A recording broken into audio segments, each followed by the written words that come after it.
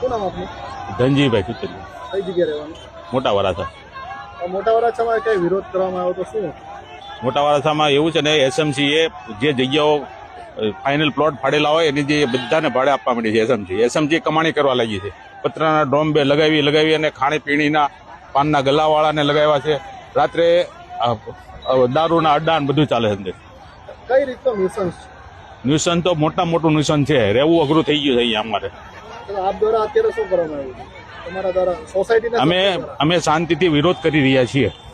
Mohan rally કાઢી હતી અને પોલીસ વાળાએ અમને અટકાવી અને લઈ ગયા છે, પડી ગયા.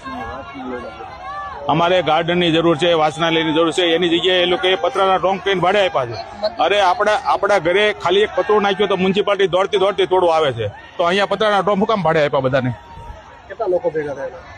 હજારોની જગ્યા 5-6 હજાર માણસ હતું. અત્યારે તમે બધા ક્યાં આવેલા? ઉત્તરાયણ પોલીસ સ્ટેશન આવ્યા છીએ અમારા સોસાયટીઓને પકડી ગયા છોડાવવા માટે.